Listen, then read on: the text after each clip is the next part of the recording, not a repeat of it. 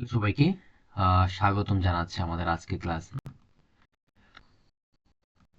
তোমরা যারা সপ্তম শ্রেণীর শিক্ষার্থীরা আছো, তোমাদের এই বিজ্ঞান বইয়ের আমরা আজকে দেখতে দেখতে নবম অধ্যায় অর্থাৎ তাপ ও তাপমাত্রা এই চ্যাপ্টারটা পড়ব। খুবই গুরুত্বপূর্ণ একটা চ্যাপ্টার। তাপ ও তাপমাত্রা খুবই গুরুত্বপূর্ণ চ্যাপ্টার। অনেকেই চ্যাপ্টারটা পায় হচ্ছে তোমার যারা হচ্ছে বিজ্ঞান বিভাগের শিক্ষার্থী থাকে ম্যাক্সিমামই কিন্তু পাওয়া যায় তাপ ও তাপমাত্রা। তারা এই চ্যাপ্টারটা তাদের ঊর্ধ্ব শ্রেণীতে গিয়ে তারা পায়। আর তোমরা কতটা ভাগ্য বা লাকি স্টুডেন্ট বলা যায় বা ব্যাচ বলা যায়, তোমরা কিন্তু সেটা সপ্তম শ্রেণীতে পাচ্ছ। ঠিক আছে? সো ওকে, তোমরা যারা, তোমাদের কাছে আমার একটা রিকোয়েস্ট থাকবে, তোমরা যারা আমার প্রিভিয়াস ক্লাসগুলো তোমরা যারা করো নাই, অবশ্যই অবশ্যই সেগুলো তোমরা করে আসবা। আর তোমরা সেগুলো কোথায় পাবা? এই যে আমরা অভিষেক ক্লাস আছে, যে পেয়ে যাবা। ঠিক আছে? তাহলে চলো আমরা কথা না বলে আমরা ক্লাসে চলে আসি। ওকে, আমরা শুরু করছি। তাপ তাপ আমাদের গরমের অনুভূতি হয়। আর কতটুকু তাপ প্রকাশ দিয়ে হয়। একদম সহজ ভাষায় যদি বলি, তাহলে তাপ এক প্রকার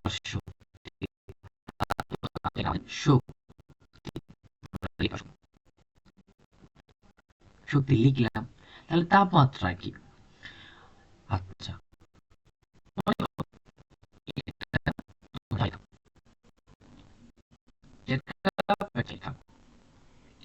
এখন এই চায়ের কাপটা গরমে অথবা ঠান্ডা হতে হয়। তাহলে আমরা তাপ কি পড়লাম? তাপ হলো এক ধরনের শক্তি যা ঠান্ডা কিংবা গরমের অনুভূতি জাগায়। তাহলে কি বলতো? অনুভূতি যাবে তোমাকে, এই যেটা অনুভূতি অনুভূতি জাগাবে। তাহলে তাপমাত্রাটা কি? এই যে অনুভূতি যে জাগাবে, আবার একটু ভালো করে বুঝো, এই যে অনুভূতি যে জাগাবে কিরকম অনুভূতি? নাকি ঠান্ডা?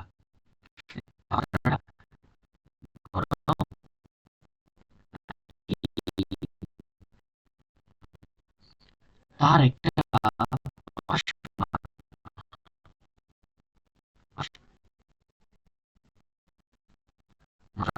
হলো কি বলতো? মাত্রা।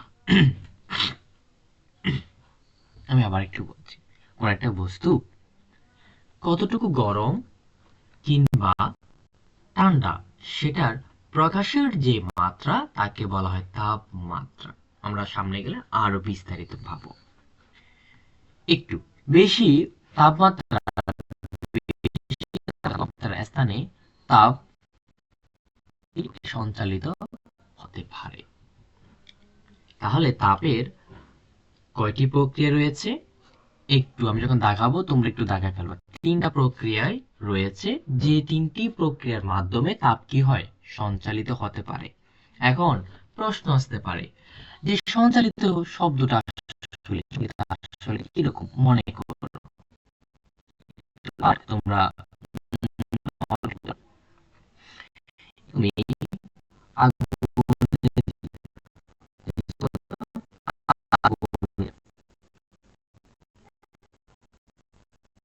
আগুনে দিয়েছো, হ্যাঁ,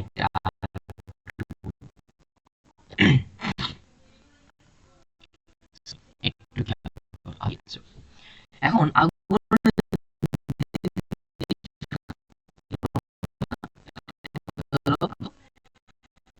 প্রান্ত আমি জাস্ট ইউজ ইট। সো এটা প্রান্ত, এটা তাহলে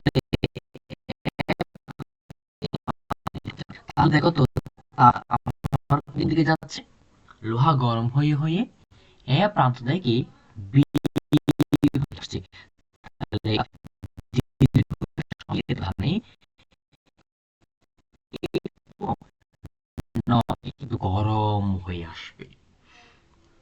কি হয়ে আসবে, গরম হয়ে আসবে। এখানে কিন্তু দেখো এই যে এ প্রান্তিক কিছু কিছু অণু ছিল। এখন প্রশ্ন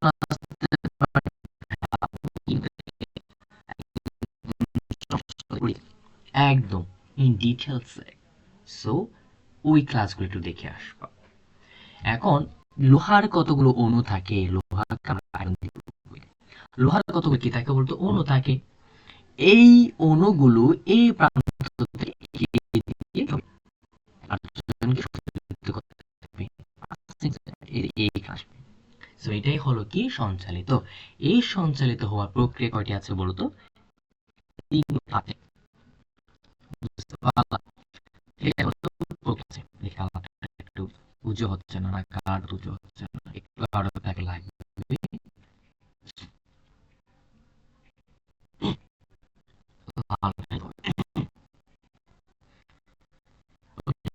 আচ্ছা, এখন তাপ দিলে বা সরাসরি অর্থাৎ বায়ুর চাপ ও পরিবর্তন হয়, তাহলে কিসের কিসের মাধ্যমে তাপ দিলে বা সরিয়ে নিলে বা অর্থাৎ তাপমাত্রার পরিবর্তনের ফলে বায়ুর চাপ ও আর্দ্রতার পরিবর্তন হয়, বিভিন্ন পদার্থ সম্প্রসারিত হয়।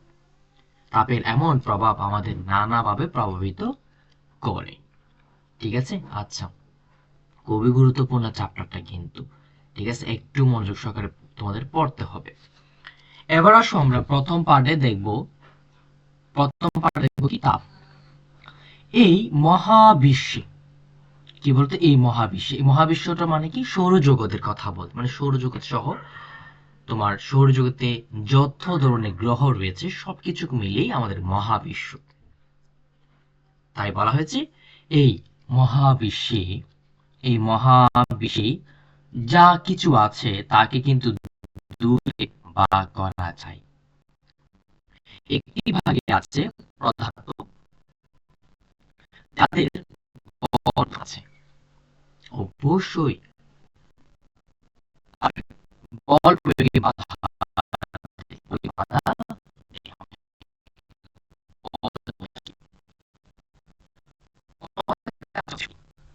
তাহলে আমরা মহাবিশ্ব থেকে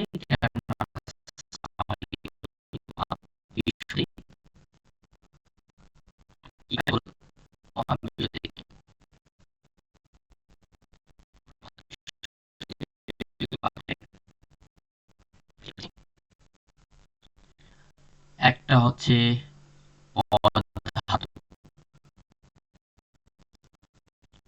একটা হচ্ছে পদার্থ, আর আমি তোমাদের তোমাদের ভাইয়া এই দুটি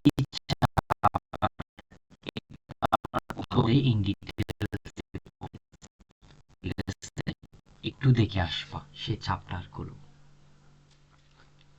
তাহলে একটু দেখো, আমরা পদার্থের কি আছে বলতো, পদার্থের ওজন আছে বা ভর আছে, তাই না? ইয়েস।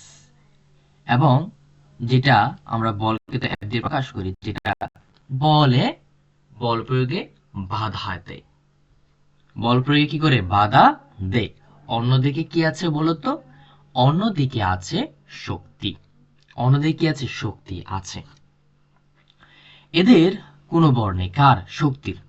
এদের আমরা ইন্দ্রিয়ভাবে অনুভব করতে পারি, ইন্দ্রিয়ভাবে অনুভব করতে পারি। তাপ হচ্ছে আমরা এক ধরনের শক্তি, যাদেরকে আমরা পঞ্চ ইন্দ্রিয়ের মাধ্যমে তাপকে কেবল ত্বক দ্বারা অনুভব করা যায়। এই যে ত্বক দ্বারা অনুভব করা যায়, তাহলে পঞ্চ ইন্দ্রিয় কি কি আছে তোমার, মুখ আছে, ঠিক আছে, মুখ, নাক, কান,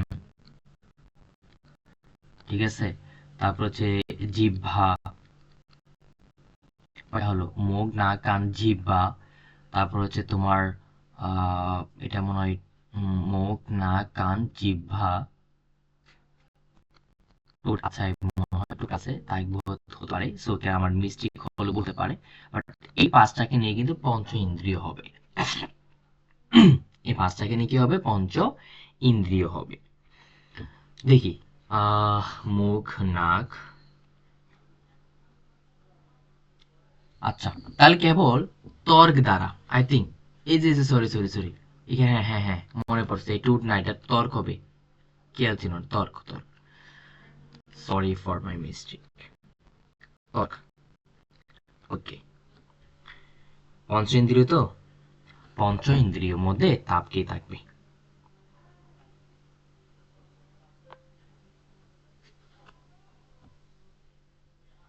এবার আসো, প্রথমে দুটো গ্লাস নাও। প্রথমে কি নিলাম আমরা? দুইটা গ্লাস নিব। একটু আমরা ড্র করব। প্রথমে দুটি গ্লাস নাও।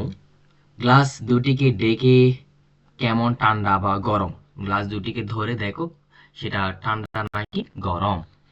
এবার একটি গ্লাসে গরম পানি এবং অন্যটি বরফে ডুবো নাও। Okay fine. So 2 minute glass দুটি থেকে পানি বরফ দাও। এবার পালা করে দুটি গ্লাস, পালা করে মানে হচ্ছে একটা পর একটা, কোন গ্লাসটি কেমন অনুভব করলে? একটি গ্লাস গরম, অন্যটি ঠান্ডা। এবার তোমরা আলোচনা করো, প্রথম গ্লাসটি কি এমন আছে যার কারণে গরম লাগলো, অন্য গ্লাসটি কেন ঠান্ডা লাগলো, এটাতে কি আছে বা নেই। তোমাদের কিন্তু সাবধানতা দেওয়া হয়েছে, সেই সাবধানতাগুলো হলো, গরম পানি এমন ভাবে ঢালবে যাতে গায়ে না পড়ে, আর গরম পানি পাত্র কিংবা গ্লাস খালি হাতে নড়াচড়া করবে না। আচ্ছা, এখানে দেখো আমরা দুটি গ্লাস অঙ্কন করব। ও, গ্লাসটা এত সুন্দর হলো না। তোমরা কি বলবা? তোমরা আবার এটা নিয়ে হাসাহাসি করবে, ঠিক আছে? আচ্ছা fine. আমরা এত হাসাহাসি না। ওকে, গ্লাস নিলাম।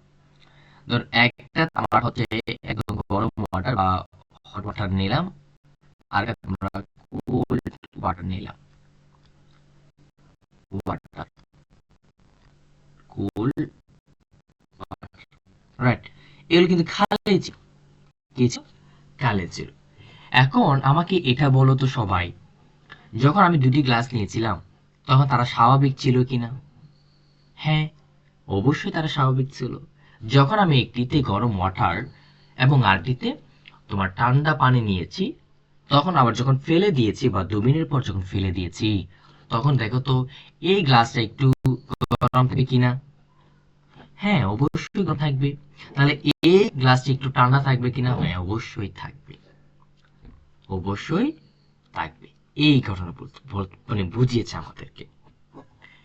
আচ্ছা, তাহলে আমরা এখান থেকে বা এই পরীক্ষাটি করে আমরা কি বুঝতে পারি? যে কোনো কিছু ঠান্ডা কিংবা গরম তার পিছনে রয়েছে তাপ। এই তাপের কারণে কোনো কিছুকে আমরা ঠান্ডা বা গরম বোধ করি। বস্তু যখন তাপ গ্রহণ করে তখন তা গরম হয়। কি গ্রহণ করে? বস্তু যখন তাপ গ্রহণ করে তখন তা গরম হয়। আবার বস্তু যখন তাপ বর্জন করে, বর্জন মানে কি? বর্জন মানে হচ্ছে তোমার হচ্ছে ত্যাগ। বর্জন মানে কি? বর্জন মানে হলো ত্যাগ। ত্যাগ করে তখন সেটি ঠান্ডা হয়। গরম গ্লাসটি গরম পানি থেকে তাপ গ্রহণ করেছে। গরম গ্লাসটি, এই যে গরম গ্লাসটি গরম পানি থেকে তাপ গ্রহণ করেছে, তাই এটিকে আমাদের গরম লাগছে। আবার অন্য গ্লাসটি বরফকে কিছু তাপ দিয়েছে, তাই আমাদেরকে কি লাগছে? এটা ঠান্ডা মনে হচ্ছে। এইটা একটু ট্রাই করবা। এবার আসো আমাদের দ্বিতীয় টপিক।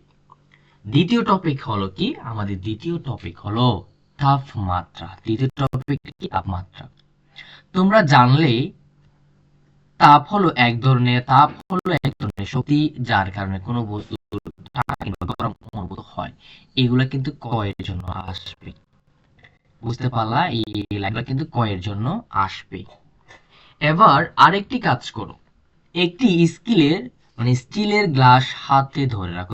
এটা আমাদের স্টিলের গ্লাস বলতে। আচ্ছা, এটি কি ঠান্ডা নাকি গরম তা মনে করো। অবশ্যই স্টিলের গ্লাস, যেহেতু এটা অনেক সময় আমাদের ঠান্ডায় কিন্তু থাকে, মাথা রাখবা, মানে স্টিলের গ্লাস তো, সো মানে ম্যাক্সিমাম সময়ই কিন্তু ঠান্ডা থাকে। এবার গ্লাসটিতে গরম পানি ঢেলে পূর্ণ করো। এখানে আমি গরম পানি ঢাললাম, এটা একদম পূর্ণ করে ফেললাম। এবার 2 মিনিট পর পর কয়েকবার গ্লাসটি ধরো। শুরুতে দেখবা 2 মিনিট পর পর বলছে, যখন আমি এখানে গ্লাসটি একদম পরিপূর্ণ করে ফেলছি, একটু বেশি, একটু গরম বেশি থাকবে। যখন 2 মিনিট পর পর এই গরমটা একটু একটু কমতে থাকবে, স্বাভাবিক একটা বিষয়। তোমরা নিশ্চয়ই এটা জানো, আমি জানি। অনুভব করেছো কি গ্লাসটি আস্তে আস্তে গরম হয়ে যাচ্ছে? এবার পানি ফেলে দিয়ে 1 মিনিট পর পর গ্লাসটিকে ধরো, সেটা কি হচ্ছে? ঠান্ডা হয়। এটাই তো নাকি? আচ্ছা, তোমরা দেখলে গরম পানি ভর্তি গ্লাসটি ধীরে ধীরে গরম হয়েছে, আবার গরম পানি ফেলে দেওয়ার পরে কিন্তু ধীরে ধীরে ঠান্ডা হয়েছে। কতটুকু গরম বা ঠান্ডা তা বুঝতে তাপমাত্রা বা উষ্ণতার ব্যবহার করা হয়। বেশি গরম হলে তাপমাত্রা বেশি, মাথা রাখবে, এমসিকিউ তে আসবে। বেশি গরম হলে তাপমাত্রা বেশি, কম গরম হলে তাপমাত্রা কম। এমসিকিউ। ওকে, এভাবে তাপমাত্রা কোনো কিছুর তাপীয় অবস্থাকে প্রকাশ করে। তাপীয় অবস্থাকে প্রকাশ করে। এখন আসো আমরা আরেকটা প্রশ্ন শিখবো, একদম গাঢ় থেকে দেখি, গাঢ় থেকে। হ্যাঁ, আরেকটা কোয়েশ্চেন শিখবো, সেটা হচ্ছে আমরা কতে বা তোমার পসিবিলিটি থাকে, সেটা হচ্ছে কি তাপ ও তাপমাত্রা পার্থক্য আসলে কি বোঝায়। দেখো, তাপ হলো এক ধরনের শক্তি যার কারণে কোনো কিছু ঠান্ডা বা গরম লাগে। অন্যদিকে কতটুকু ঠান্ডা কিংবা গরম লাগছে তা প্রকাশ করার মাত্রাকে তাপমাত্রা বলে। আমি কিন্তু তোমাকে শুরুতে কিন্তু এই কথাগুলাই কিন্তু বলেছিলাম, মনে আছে? এই যে জাস্ট আমরা একটু চেক করি, আমরা দেখো, তোমাদেরকে শুরুতেই কিন্তু আমি এই কথাগুলাই কিন্তু বলেছিলাম, রাইট? আচ্ছা, আশা করি তোমরা বুঝতে পেরেছো। বলতে আসো পরবর্তীতে যাই আমরা। এবার আসো আমরা তাপমাত্রা পরিমাপ করব। কি করব? তাপমাত্রা পরিমাপ করব। খুব গুরুত্বপূর্ণ একটা টপিক। আগের গুলো ভুলে গেছো, ভুলে গেছো, কিন্তু এই টপিকটা কিন্তু ভুলা যাবে না, ঠিক আছে? ওকে,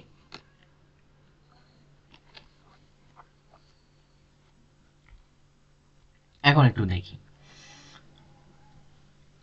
আমরা আগের কাজটিতে দেখেছি গরম পানিপূর্ণ গ্লাসটি 2 মিনিট পর পর হাত দিয়ে ধরলে গরমের অনুভূতি ক্রমে বাড়তে থাকে। কোনোদিন সকালে কম গরম থাকে কিংবা দুপুরে বেশি গরম থাকে। আমরা কোনো কিছু ধরলে বা আমাদের ত্বকে স্পর্শে কিছুটা বুঝতে পারি গরম বেড়েছে নাকি কমেছে, কিন্তু একেবারে সঠিকভাবে বলা যায় না কতটুকু গরম বেড়েছে। তাহলে সঠিকভাবে আমাদের যন্ত্রের সাহায্যে তাপমাত্রা আমাদের কি করতে হয়? পরিমাপ করতে হয়।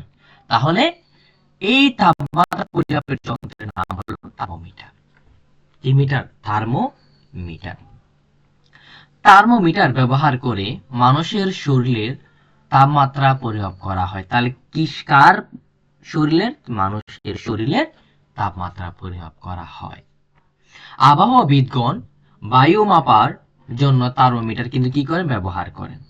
তাহলে বায়ুর তাপমাত্রা পরিমাপের জন্য থার্মোমিটার কি করেন? ব্যবহার করেন। শিল্প কারখানায় নির্দিষ্ট তাপমাত্রা বজায় রাখতে হয়, সেই জন্য কলকারখানাতেও থার্মোমিটারের ব্যবহার রয়েছে। তাহলে কিসের থেকে চলো আমরা একটু আবার একটু জানার চেষ্টা করি।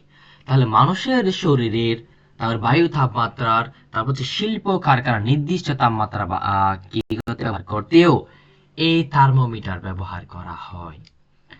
তাপমাত্রার পরিবর্তন হলে তরল পদার্থের, খেয়াল করো, তাপমাত্রার পরিবর্তন হলে তাপমাত্রাকে আমরা কিন্তু টেম্পারেচার টি দিয়ে প্রকাশ করব, কেমন? সো তরল পদার্থের আয়তন বাড়ে বা কমে। তাপমাত্রার পরিবর্তন হলে আয়তন পদার্থের, এখন আয়তন মানে কি? দৈর্ঘ্য গুণ প্রস্থ। মনে করো আমরা একটা পাত্র নিলাম, এখন এই তাপমাত্রার উপর হিট দেওয়া হচ্ছে। হিট দিলে কি হয়? আয়তন কিন্তু বাড়ে। আয়তনটাকে আমরা বি দিয়ে প্রকাশ করি, আয়তনকে বি কি করে প্রকাশ করে? ভলিউম। আয়তনের ইংরেজি কি? ভলিউম। সো হোয়েন তোমার যে টেম্পারেচার যে চেঞ্জ হবে, সেক্ষেত্রে আমাদের তরলের বা লিকুইড ম্যাটারের ভলিউম কি হবে? বাড়বে এবং কমবে। আশা করি বুঝতে পেরেছো। এন্ড দেন দেখো, তরল পদার্থের আয়তন কতটুকু বাড়ে, কমে। তাপমাত্রা কতটুকু বাড়ে বা কমে তার জন্য আমাদের কি করতে হবে, থার্মোমিটার ব্যবহার করতে হয়। খেয়াল করো, থার্মোমিটারে কিন্তু পারদ থাকে, অ্যালকোহল ইত্যাদি তরল ব্যবহার করে তাপমাত্রা মাপা হয়। আচ্ছা, এখন তোমাদের প্রশ্ন আসতে পারে যে পারদ আসলে কি? পারদ হচ্ছে একটা মৌল, ঠিক আছে। আর অ্যালকোহল মানে হচ্ছে তোমরা উইন বলতে পারো। এখন পারদ কোথায় থাকে জানো? আমি পারদ তোমাকে নিয়ে যাই, এইখানে থাকে পারদটা। তোমরা থার্মোমিটার গুলো দেখবা, থার্মোমিটার এখানে থাকে, পারদ কিন্তু এইখানেই থাকে, বুঝতে পারলা? এন্ড এখানে হচ্ছে আমি এক্সট্রিমলি সরি, সেটা হচ্ছে তোমাদেরকে এখানে গ্রাফিক্সে দেখানো যাচ্ছে না, যেহেতু এটা তোমাদের বই থেকে পড়াচ্ছে, আমি তোমাদেরকে বই থেকে দেখাই দিচ্ছি, ঠিক আছে? তোমরা একটু মেনে নিবা। পারদ থার্মোমিটার, থার্মোমিটার তোমাকে বলবো পারদ থার্মোমিটার, এইটা নিয়ে তোমাকে গতে দিতে পারে, ঠিক আছে? তো গতে কিন্তু দিতে পারে যদি ব্যাখ্যা বা বর্ণনামূলক চাই বা বর্ণনা চাইলে, ঠিক আছে? একটু শিখে রাখবা, ঠিক আছে? একটু শিখে রাখবা, তারপর একটু পড়িয়ে দিই তোমাদেরকে যে থার্মোমিটারে পারদ ব্যবহার করে তাপমাত্রা পরিমাপ করা হয়, তাই পারদ থার্মোমিটার। আমরা সবাই জ্বর মাপার থার্মোমিটার দেখেছি, এটি একটি পারদ থার্মোমিটার। পাশের চিত্রের মতো এই থার্মোমিটারে সরু ও সুষম ছিদ্রযুক্ত একটি সরু কাঁচ নল থাকে। এই সম্পূর্ণটাকে সরু এবং কাঁচ নল বলা হচ্ছে আর কি। নলটির এক প্রান্তে পাতলা দেয়াল সহ একটি ভালভ থাকে এখানে। তো বাল্টি পূর্ণ করে ফাঁপা নলটি কিছু অংশ পারদ ভরে দেওয়া হয়, নলের বাকি অংশে শুধু সামান্য পরিমাণ পারদ বাষ্প থাকে। তো নলটির গায়ে তাপমাত্রা পরিমাপে নির্দিষ্ট স্কেল অনুযায়ী দাগ, এইগুলো থাকে।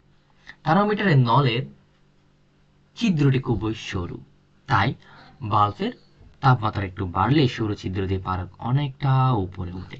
যখন দেখো এটা হচ্ছে হিট, বা এটা যখন হিট পাবে তখন পারদ কিন্তু এখান থেকে উঠে আসবে, এখান থেকে এসে এখান থেকে উঠে আসে এই তখন দাগ গুলায় পরিমাপিত হবে, এটাই কিন্তু বোঝাচ্ছে। এখন পারদটা যতটুকু দাগে আসবে টেম্পারেচারটা ততটুকু, ঠিক আছে? এখানে দেখো মানুষের শরীরে স্বাভাবিক তাপমাত্রা 98.4 4 ডিগ্রি ফারেনহাইট। তার মানে আমাদের শরীরে ফারেনহাইটটা আমরা ফারেনহাইট দিয়ে প্রকাশ করি মাথায়, ঠিক আছে? আচ্ছা, এর চেয়ে বেশি হলে এটা আমরা জ্বর হিসাবে ধরা হয়, মাথা রাখবে, ঠিক আছে? ওকে, ফাইন। এখানে তাপমাত্রা পরিমাপের স্কেল, একটু কই তাপমাত্রা পরিমাপের স্কেল করা হয়েছে এখানে। হ্যাঁ, সো দুটি নির্দিষ্ট তাপমাত্রা ব্যবধানে একটি অংশকে আদর্শ মান হিসেবে ধরা হয়। এই দুটি নির্দিষ্ট তাপমাত্রাকে আমরা স্থিরাঙ্ক বলে থাকি। একটা হচ্ছে নিম্ন স্থিরাঙ্ক এবং আরেকটা হচ্ছে উচ্চ স্থিরাঙ্ক, ঠিক আছে? একটা নির্দিষ্ট স্থিরাঙ্ক মানে যেমনটা ধরো আমাদের শরীরের টেম্পারেচার কত বলেছে, আমাদের শরীরের টেম্পারেচার 98.4 ডিগ্রি ফারেনহাইট, মানে এটা একটা আমাদের নির্দিষ্ট একটা আদর্শ মান। এই মানটার আবার কি আছে বলতো, এটাকে ধরো স্থিরাঙ্ক বলতে পারবে, তাই না? এই স্থিরাঙ্কের আবার নিম্ন স্থিরাঙ্ক এবং রয়েছে একটা ঊর্ধ্ব স্থিরাঙ্ক, তাই না? হ্যাঁ, এবার আসো হিমাঙ্ক। হিমাঙ্ক কাকে বলে? আমরা অনেকেরই হিমাঙ্ক বরফের নাম শুনেছি। স্বাভাবিক চাপে অ্যাটমসফিয়ার যে তাপমাত্রায় বিশুদ্ধ বরফ গলে পানিতে হয়, বিশুদ্ধ বরফ গলে পানিতে গলে গলে সেই তাপমাত্রাটাকে হিমাঙ্ক বলা হয়। হিমাঙ্ককে তাপমাত্রা মানে থার্মোমিটারে হিমাঙ্ক স্থিরাঙ্ক হিসেবে বিবেচনা করা হয়। এবার আসো স্ফুটনাঙ্ক। স্বাভাবিক চাপে সবসময় এই স্বাভাবিক চাপটা দিবা 1 অ্যাটমসফিয়ার, 1 অ্যাটমসফিয়ার, তাই না? সো যে তাপমাত্রায় বিশুদ্ধ পানি ফুটে বাষ্পে পরিণত হয়, কিসে বাষ্পে পরিণত হয়, সেই তাপমাত্রাকে স্ফুটনাঙ্ক বলে। এই স্ফুটনাঙ্ককে থার্মোমিটারের ঊর্ধ্ব এবং স্থিরাঙ্ক হিসেবে বিবেচনা করা হয়। বুঝতে পারলা? ঠিক আছে, এবার আসো সেলসিয়াস স্কেল। এই স্কেলে নিম্ন স্থিরাঙ্ককে আমাদের 0 ডিগ্রি বলা হয়, ঊর্ধ্ব স্থিরাঙ্ককে 100 ডিগ্রি করা হয়, আর মধ্যবর্তী ব্যবধান সেটাকে আমরা 100 দিয়ে ভাগ করে হয়, মানে প্রতিটা বাঁকে 1 ডিগ্রি সেলসিয়াস বলা হয়। তাহলে 1 ডিগ্রি সেলসিয়াস কাকে বলে? যখন আমরা নিম্ন স্থিরাঙ্ক 0 ডিগ্রি ধরবো এবং ঊর্ধ্ব স্থিরাঙ্ককে ধরবো 100 ডিগ্রি। তাদের এই মধ্যবর্তী সমান 100 ভাগের ভাগ করা হয় এবং প্রত্যেকটি ভাগের 1 ডিগ্রি সেলসিয়াস বলা হয়। ওকে, আচ্ছা, এটা একটু পড়বা, ঠিক আছে, এটা একটু পড়বা, এটা তোমরা বলে এমনি বুঝতে পারবা, ঠিক আছে। আমি ফারেনহাইট স্কেলটা পড়ছি। সো এই স্কেলের নিম্ন স্থিরাঙ্ক হচ্ছে 32 ডিগ্রি সেলসিয়াস এবং ঊর্ধ্ব স্থিরাঙ্ক হচ্ছে 12 ডিগ্রি সেলসিয়াস। মানে অনেকে এটা বুঝি না আমরা। ধরো সেলসিয়াস স্কেলে আমাদের সেলসিয়াস স্কেলে 0 স্টার্ট হবে, আর এটা ফারেনহাইট থেকে যাবে, মানে 32 ডিগ্রি ফারেনহাইট যাবে এবং আমরা 212 ডিগ্রি ফারেনহাইট আসবে। মানে এটা আমাদের এর একটা কি বলতো, ধরো এটা একটা প্রক্রিয়া বা প্রসেস, এটুকু কিন্তু একটু মাথা রাখবো। এখন আমরা যেটা দেখবো সেটা হচ্ছে সেলসিয়াস ফারেনহাইট সম্পর্ক। এটা দিয়ে তোমাকে হচ্ছে গ নাম্বার ম্যাথ দেই, ঠিক আছে। তোমরা যাদের গাইডবোর্ড করেছো সো এটা থেকে তোমাকে ম্যাথ দিবে। সো আমাদের বেশ কিছু দেখতে হবে না, সেই ক্ষেত্রে আমরা এটা দেখবো সেলসিয়াসকে আমরা সি দিয়ে প্রকাশ করব, ফারেনহাইটকে আমরা এফ দিয়ে প্রকাশ করব। আমাদের ফর্মুলাটা কি? আমাদের ফর্মুলাটা হবে C/5 ইকুয়াল এফ মাইনাস 30 হচ্ছে 2 এবং হচ্ছে না। তোমরা ধরো অনেকে ধরো আমাদের এটা মনে থাকে না, দেখো একদম সহজ ভাষায় তুমি লিখবো কি, সমান দিবা এবং দুই পাশে তুমি হচ্ছে ভগ্নাংশ দিবে। বা কিভাবে মনে রাখবা, একদম সহজ ভাষায় বলি, তাহলে সি সি এফ, সি বলো এফ, যেহেতু খেয়াল করো এটা হচ্ছে আমার এফ, তাহলে নিচে দেখো এখানে সবকিছু একদম বিজু দিয়ে থাকবে। 5 দিয়ে মনে রাখবে, লিখতে লিখতে কয়েকবার লিখতে লিখতে তোমাদের প্র্যাকটিস হয়ে যাবে। তাহলে দেখো তো, যেহেতু এখানে আমার 3 প্লাস কত হবে, তাই না, এখানে 9, এগুলো লিখতে লিখতে তোমাদের অবশ্যই এটা মুখস্থ হয়ে যাবে। C/5 equal F minus 32 by কত, 9। এইটা দিয়ে আমরা একটু ম্যাথ করব, একটু ম্যাথ করব।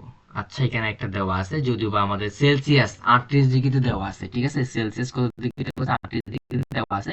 আমাদের বের করেছে যে এফ এর মান বের করতে হবে, F বের করতে হবে। এখন দেখো সি এর মানটা যদি আমরা এখন 38 দিই, তাহলে 5 এই ফর্মুলাটা ব্যবহার করব আমরা। সেই ক্ষেত্রে আমাদের এফ এর মানটা ব্যবহার করব মাইনাস 32 বাই কত, 9। আর আর এ গুণ করব, কি করব, আর আর এ গুণ করব। সেই ক্ষেত্রে আমাদের 38 ইনটু কত, 9 ইকুয়াল এফ মাইনাস 32 ইনটু কত, 5, তাই না? তো এখান থেকে আমাদের ভ্যালু কত আসছে, দেখো এখানে আমাদের ভ্যালু কত আসছে, আমাদের ভ্যালু আসছে মনে হয় এটা কত, 342 এটা।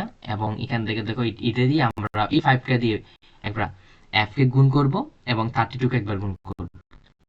5f মাইনাস এটা দিয়ে, দাঁড়াও ক্যালকুলেটর আসলে নাই, 32 ইনটু কত, 5, ঠিক আছে। তো যেহেতু এটা আমাদের ঋণাত্মক মান, এটাকে আমরা ওপাশে নিয়ে যাব, সেক্ষেত্রে 342 মাইনাস কত, 2 ইনটু 5, যেহেতু আমাদের দুইটা ব্র্যাকে দুইটা সংখ্যা দিয়ে আছে, সেই ক্ষেত্রে ইকুয়াল আমরা কি দেব, 5f। সো এখানে আমরা 5f equal 342 minus into 5 divide, তো সরি এখান থেকে আমরা এটাকে আপ করে ফেলবো। সো এখান থেকে ফারেনহাইট আসবে, আনসারটা কত আসছে, 100.4 ডিগ্রি ফারেনহাইট। 4 ডিগ্রি কত, 100.4 ডিগ্রি। পারবা কিনা? অবশ্যই অবশ্যই পারবা, কোনো কঠিন না, আমি মনে করি কোনো কঠিন না, এটা তোমরা পারবা। তোমাদের প্রতি এটুকু বিশ্বাস আছে, যেহেতু তোমরা আমার ক্লাস করতেছো, আশা করছি তোমরা পারবে। এবার আসো ষষ্ঠ থেকে আমরা সপ্তম, তাপের প্রভাব পদার্থের প্রসরণ। এটা এতটা কঠিন না, এটা তোমরা নিজেরাই পড়বা, আমি লিখে দিছি সেলফ স্টাডি, না, ঠিক আছে। সেলফ স্টাডি মানে একটু রিডিংটা একটু পড়বা, ঠিক আছে। মানে তাপ প্রদান করলে যে পদার্থের কি বাড়ে, আয়তন বাড়ে। ওকে, আমি যদি যদি এটা তোমাদের বোঝানো দরকার হয় অবশ্যই আমি তোমাদের বোঝাই দিব। আচ্ছা, দেখো তারপরে এটা একটু পড়বা, হ্যাঁ এটা একটু পড়বা। এস এস মানে হচ্ছে সেলফ স্টাডি, ঠিক আছে। এটাকে আমি হচ্ছে 3 4 দিলাম, মানে এটা একটু পড়বা, ঠিক আছে, একটু পড়তে হবে। হ্যাঁ, একটু পড়তে হবে। আমি এখন পড়াতে গেলে আহ ক্লাসটা অনেক বড় হয়ে যাচ্ছে, তাই না? অনেকে বলো যে আপনি শুরুতে কয়েকটা যে মেন পয়েন্ট গুলো আছে এগুলো পড়িয়ে দেন, সম্পূর্ণ বই আপনি পড়িয়ে দেন না কেন? ঠিক আছে। আচ্ছা, আমি যদি এখন তোমাদের এটা কি বলতো, এটা এটাকে পড়াতে হবে, ধরো সরেও ছয়ানা, ধরো এটা রিনা, এগুলো কি আমাকে পড়াতে হবে? তুমি তো পারো, তাই এগুলো তো তোমরা পারো, মানে তোমরা ম্যাক্সিমাম অন্তত রিডিং পড়তে পারো, তাই না? মানে যেগুলো, দেখো যেগুলো বোঝানোর টপিক সেগুলো কিন্তু পাবে, সেগুলো কিন্তু আমি একদম নির্দ্বিধায় বুঝিয়ে দিব। মানে যেগুলো আমি তোমাদেরকে বলবো যে এটা তোমরা পড়লেই পারবা, এই যে এটা তোমাদের যেমন দেখো এটা সেলফ স্টাডি, পড়লেই পারবা, এই উদাহরণটা দেখলেই তোমরা পারবা, বুঝতে পারলা? আমি শুধু শুধু তোমাদেরকে একদম তোমার যেগুলো লাগবে না, যেগুলো লাগবে না সেগুলো কারণ আমি তোমাদের পড়েই সময় নষ্ট করবো, তো একটু পড়বা, ঠিক আছে? এটাও তোমাকে টেস্টে দিয়ে রাখলাম, এটাও একটু পড়বা, বুঝতে পারলা? তারপর আর্দ্রতা ও বায়ুর চাপের তাপমাত্রা যখন হচ্ছে, দেখো আমি তোমাকে বইটা দেখাই দিচ্ছি, রাইট? সো বইটা যেহেতু দেখাই দিচ্ছি, আমি তোমাদেরকে একটু সিকিউ করাবো, তোমাদের যাদের প্রয়োজন হয় 5 স্টার দিয়ে রাখছি, এটা তোমরা একটু পড়বা। যেমনটা দেখো, আমাদের বায়ুমণ্ডলের তাপমাত্রা বাড়লে বায়ু চাপ কমে, অর্থাৎ যখন টেম্পারেচার বাড়বে সেই ক্ষেত্রে আমাদের কি হবে বলো, আমাদের চাপ কমবে। আবার যখন টেম্পারেচার কমে সেক্ষেত্রে চাপ কিন্তু কি হবে, বাড়বে। তাহলে দেখো তাপ পেলে বায়ুর ঘনত্ব কমে যায় এবং বায়ু উপরে চলে আসে, সেক্ষেত্রে ফলে বায়ুর চাপ কমে যায়। কোনো স্থানে তাপমাত্রা বেড়ে গেলে বায়ুর চাপ কমে গেলে অর্থাৎ নিম্নচাপের সৃষ্টি হলে সেখানে তাপমাত্রা কমে, সেখানে উচ্চ চাপের সৃষ্টি হয়। সেই ক্ষেত্রে আমাদের জলবায়ু পরিবর্তন কি বলছে ওদের পরবর্তী, সেখানে আমরা নিম্নচাপ এবং উচ্চ চাপের সৃষ্টি হয়, এটা বুঝতে পারবো, এটুকু বলছে। তারপর তোমরা পড়বা জলীয় বাষ্প এবং আর্দ্রতার মাত্রা, ঠিক আছে? এটা তোমরা পারবে, নিজেরা পারবা। এবার আসো তাপ সঞ্চালন। আমরা তাপ সঞ্চালন কয়টি প্রক্রিয়া পেয়েছি? 3টা প্রক্রিয়া পেয়েছি। একটা তাপ পরিবহন, এটা কি বলতো, তাপ পরিবহন।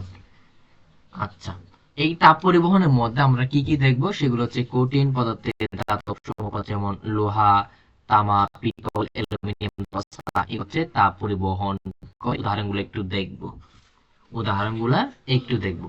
তারপর 2 নাম্বার যে পদ্ধতিটা আছে আমাদের তাপ পরিচলন, এটা কিসের হয়? এটা শুধু হয় তরল এবং বায়ু। মাথা রাখবা, আমাদের যে তাপ পরিবহন কথা বলছে, এই যে পরিবহন, আমাদের অনেকে হয়তো মনে থাকবে না এটা পরিবহন। ধরো মনে করো আমরা গাড়ি, মাথা রাখবো গাড়িটা একটু শক্ত টাইপের না, এই যে গাড়ি শক্ত কিনা, তাহলে এই শক্তটা আমি কিভাবে মনে রাখবো, কঠিন। তাহলে আমাদের তাপ পরিবহন হয় কোন পদার্থের ক্ষেত্রে? কঠিন পদার্থের ক্ষেত্রে। তাহলে পরিচলন, তাহলে পরিচলন মানে নরম হবে, ঠিক আছে? সেই ক্ষেত্রে আমরা মাথা রাখবো তরল এবং বায়ু পদার্থের ক্ষেত্রে তাপ কি হয়, পরিবহন হয়। আচ্ছা, আমাদের আরেকটা আছে তাপ বিকিরণ। আচ্ছা, আমি তোমাদেরকে শুরুতে একটা কথা বলছি না, এই যে লোহার তাপ প্রদান করে, এটা তাপ বিকিরণ একটি উদাহরণ, একটু মাথা রাখবা, ঠিক আছে? আচ্ছা, এই তো, আর নাই, এখানে শেষে একটি কথা বলছে, যেমন তাপীয় শোষণের কথা বলছে, তারপর হচ্ছে ভালো তাপ শোষক কথা বলছে। তারপর দেখো সূর্যের মধ্যে হাইড্রোজেন গ্যাস বা হিলিয়াম গ্যাসের পরিবর্তে তাপ ও আলো উৎপন্ন হয়। এই তাপ ও আলো তড়িৎ চুম্বকীয় তরঙ্গের মাধ্যমে মহাশূন্যের মধ্যে পৃথিবীর আসে ও পৃথিবীকে বর্ষযোগ্য তাপমাত্রায় উত্তপ্ত রাখে। দিনের বেলায় পৃথিবীর কোন অংশে যে পরিমাণ তাপ শোষণ করে তাকে শক্তি বিকিরণ করে বলে। দিনে পৃথিবী অসুস্থ হয়ে যায়। আবার দেখো রাতের বেলা কি হচ্ছে, পৃথিবীর ওই অংশ পরিমাণ তাপ শক্তি বিকিরণ করে বলে শীতল হয়। তার মানে দেখো এই সূর্যের সাথে তাপ বিকিরণে কিন্তু অনেক সম্পর্ক রয়েছে। তো দেখতে দেখতে আমরা একদম শেষ পর্যায়ে চলে আসছি, চলো আমরা একটু এক ঝলক দেখি এই অধ্যায় থেকে আমরা কি কি শিখলাম।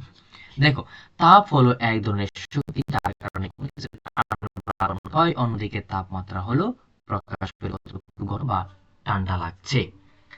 সহজ কাজে তাপমাত্রা পরিমাপের জন্য আমরা কিন্তু পারদের থার্মোমিটার ব্যবহার করব। তাপমাত্রা দুটি স্কেল, সেটা হচ্ছে সেলসিয়াস এবং আরেকটা হচ্ছে ফারেনহাইট স্কেল। আমরা সূত্রটা কি শিখেছিলাম? C/5 equal Fahrenheit minus 2/9। তাপ প্রয়োগের পদার্থ সাধারণত প্রসারিত হয়, কঠিন ও তরলের ক্ষেত্রে প্রসারিত হয়, কিন্তু বায়বীয় পদার্থের ক্ষেত্রে প্রসারিত হয়। তো তাপমাত্রা পরিবর্তনে বায়ুর চাপ ও আর্দ্রতা পরিবর্তন হয়, যা আবহাওয়ার পরিবর্তনে ভূমিকা রাখে। এখন তাপ হচ্ছে তিনটা প্রক্রিয়ার মধ্যে সংঘটিত হয়, একটা হচ্ছে বহন, পরিচালন, বিকিরণ। তাহলে পরিবহনটা কি? পরিবহন আমার কঠিন, পরিচালনটা হচ্ছে আমার কঠিন এবং বায়বীয়। কঠিন এবং কি বলতো? বায়বীয় ক্ষেত্রে হয়। বুঝতে পারলা তো? ওকে, এবার চলো আমরা কিছু নমুনা প্রশ্ন হচ্ছে তোমাদেরকে সলভ করা দিই, না করালেই নয়, যেহেতু আমরা একদম খুঁটিনাটি সব বিষয়গুলো আমরা পড়েছি। সো প্রশ্ন নাম্বার 1, সো কোনটি বায়ুমণ্ডলে বালক শোষক হিসাবে কাজ করে? বালক শোষক হিসাবে কাজ করে। আনসারটা হবে আমাদের জলীয় বাষ্প। কি বলতো? জলীয় বাষ্প। আমরা কিন্তু দেখে আসছি, এটা তোমাদের বই থেকে কিন্তু দিয়েছে। তারপর 2 নাম্বার আমাদের যে প্রশ্নটি, সেটা হচ্ছে তাপমাত্রার বৈশিষ্ট্য হলো কি? অনুভব করা, পরিমাপযোগ্য এক ধরনের শক্তি, নাকি বল প্রয়োগ করা? আমরা কিন্তু পড়েছিলাম কি বলতো? তাপমাত্রার বৈশিষ্ট্য কি? এক ধরনের শক্তি। এটা হলো আমার তাপ। কি বলতো? এটা হলো আমার কি? তাপ। ওকে, সো তাপমাত্রার বৈশিষ্ট্যের ক্ষেত্রে আমরা কি পেয়েছিলাম? প্রকাশ পেয়েছিলাম। কি পেয়েছিলাম? প্রকাশ পেয়েছিলাম। সেই ক্ষেত্রে আমাদের পরিমাপ যোগ্য, এটাই বুঝে। এবার আসো, আমরা দুইটা থার্মোমিটার সহ দুইটা কি দেখতে পাচ্ছি বলতে, একটা 32°C, একটা হচ্ছে 86°F। তো 2 নাম্বার চিত্রে খেয়াল করো, 2 নাম্বার চিত্রে থার্মোমিটারে কি আছে বলতো? থার্মোমিটারে কি আছে? থার্মোমিটারে আছে আমার কি? এটার মানে এ থার্মোমিটার, যেটা ফারেনহাইট স্কেল, এটার আমার উর্ধ্ব স্কেল কত হবে? উর্ধ্ব স্কেল হচ্ছে 212 ফারেনহাইট। এটার নিম্ন বা লো স্কেলটার কত হবে? এটা হচ্ছে 32 ফারেনহাইট। এটা আমার হাই কত হবে? এটা হচ্ছে আমার 100°C, এবং এই ক্ষেত্রে আমার এখানে সরি 0°C। এখন আমাকে বলো তো, যে 2 নাম্বার থার্মোমিটারের কি বলছে? নিম্ন স্থিরাঙ্ক কত? 32 ফারেনহাইট কিনা? 32, এখানে 212 কি কখনো হচ্ছে না? মৌলিক বাল কি 200? না, মৌলিক 200 না, তো মৌলিক বাক হচ্ছে আমার 180। বুঝতে পারলা? সেই ক্ষেত্রে আমার আনসার কোনটা? আনসার হচ্ছে 1 নাম্বারটা। এই ক্ষেত্রে আমার ক নাম্বারটা সঠিক। বুঝতে পারলা তো? এইভাবে আমি করে দিয়েছি। যারা তোমরা হচ্ছে আমার কাছ থেকে পড়তে চাও বা ক্লাসগুলো করে তোমার কাছে যদি ভালো লেগে থাকে, অবশ্যই সেটা জানাবা, ঠিক আছে? এবার আসো চিত্র 1 এবং 2 এর তরলকে তাপীয় সংস্পর্শে রাখলে আসলে কি ঘটবে? সংস্পর্শে রাখলে আমাদের কি ঘটবে? সো তাপের প্রবাহ, এটা হচ্ছে সেটা। তাপের প্রবাহের দিক চিত্র 1 থেকে 2 এর দিকে হবে। কখনো ফারেনহাইট থেকে স্কেল দিকে যাবে না, এটাও হবে না। উভয় তাপমাত্রা বৃদ্ধি পাবে না, এটা না। তাহলে আনসারটা কি? আনসারটা হচ্ছে ক নাম্বার। আচ্ছা, যেহেতু সৃজনশীল একটা আছে, একটু তোমাদের বোঝাই দিই। তো ফারেনহাইট স্কেল আমাদেরকে প্রকাশ করতে বলছে। সো দেখো, সেলসিয়াস কি আছে, সূত্রটা দেখো। তাপমাত্রা কি, থার্মোমিটার কি, তোমাদের দেখালাম সুবিধা অসুবিধা, তোমাদের এটা পড়ে ফেলবা। আমি গ নাম্বারটা তোমাদের একটু দেখাই দিই, কোন ফর্মুলা দিয়ে করবা। তো সেই ক্ষেত্রে আমাদের মাইনাস কত দেওয়া আছে? কত? 32 বাই কত? 9। এই যে সি এর ভ্যালু কত আছে? আমার 37°। এইখান থেকে তোমরা এই ফর্মুলাটা এফ বের করবা, ঠিক আছে? আশা করছি তোমরা ক্যালকুলেটর দিয়ে। এখন খেয়াল করো, সেলসিয়াস তাপমাত্রা যদি 50 বৃদ্ধি পেরে ফারেনহাইট স্কেলে তাপমাত্রা কি পাবে কিনা? অবশ্যই সেটা বৃদ্ধি পাবে। তাহলে কোন সূত্র দিয়ে করবা? এই সূত্র দিয়ে তোমরা ব্যাখ্যা দিবা। এই সূত্র দিয়ে কি করবা? ব্যাখ্যা। ঠিক আছে? অবশ্যই সেলসিয়াস যদি বৃদ্ধি পায়, অবশ্যই সেটা, ঠিক আছে? আচ্ছা, এবার আমরা 2 নাম্বারটা দেখি। 2 নাম্বারের প্রশ্ন কি বলছে? 2 নাম্বার প্রশ্নে বলছে কোন পদার্থ তাপের সবচেয়ে বেশি প্রসারিত হয়? এটা হচ্ছে আমাদের বায়বীয় পদার্থ। এটা হচ্ছে আমাদের মাথায় বা আমরা নিজে পড়তে আমার মনে আছে। তো এটা তোমরা পড়ে ফেলছো। বায়বীয় পদার্থ আসলে তাপের সবচেয়ে বেশি প্রসারিত হয়। রেল লাইনে সংযোগ স্থানে ফাঁকা রাখা হয় না কেন? অবশ্যই গুরুত্বপূর্ণ একটি প্রশ্ন, এটা একটু পড়ে ফেলবা। তো ভাত রান্না করার সময় আনিকার পর্যবেক্ষণ ঘটনা একটু দেখি আমরা। কি করছে আনিকা? আনিকা অল্প বয়সে হলেও দৈনন্দিন জীবনে ঘটে যাওয়া নানা ঘটনা সে মনোযোগ সহকারে সে পর্যবেক্ষণ করে। একদিন সে ভাত রান্না করার সময় পানিতে ফুটন্ত বিদ্যুতের ধাক্কায় ঢাকনাটি পড়ে যায়। তো অন্যদিকে তাদের কাঠের দরজায় কোনো ফাঁক না থাকায় শীতকালে কিছু ফাঁক লক্ষ্য করলো। এক্ষেত্রে এটা সে তুলে ধরেছে আর কি। তো প্রথম যে পর্যবেক্ষণটা সেটা হচ্ছে তোমার বস্তুর প্রসারণ। আশা করছি এটা প্রসারণের কারণে হয়েছে। ওই যে যখন ফুটন্ত হয়েছিল, ঠিক আছে, ফুটন্ত হয়েছিল বস্তু। ঠিক আছে, আচ্ছা, এটা দেখে ফেলবো। তো এই ছিল আমাদের আজকের ক্লাস, বস্তুর উপর মানে তাপ ও তাপমাত্রা। সো আশা করছি তোমরা ক্লাসটা শেষ পর্যন্ত যারা করেছো অবশ্যই একটু কমেন্ট করে জানাবা বা তোমাদের ক্লাসটা কেমন লাগলো, ঠিক আছে? বই থেকে পড়লাম যাতে তোমরা এখনো যেহেতু সপ্তম শ্রেণীতে পড়াশোনা করছো এই জন্য স্লাইডটা আমি বানাই নাই। সো ক্লাসটা কেমন লাগলো অবশ্যই সেটা জানাবে। আর তোমরা যারা নতুন শিক্ষার্থী যুক্ত হচ্ছে অবশ্যই তোমরা পরবর্তী ক্লাসগুলো পাওয়ার জন্য কমেন্টেও জানাবা এবং চ্যানেলটা তোমরা সাবস্ক্রাইব করে রাখবা। সো আমার জন্য সবাই একটু দোয়া করবা যাতে তোমাদের কন্টিনিউয়াসলি ক্লাসগুলো দিয়ে যেতে পারি, এবং তোমাদের আরো কোন বিষয়ে ক্লাস লাগবে অবশ্যই সেটা তোমরা কমেন্টে জানাবা। সো ধন্যবাদ তোমাদের সবাইকে।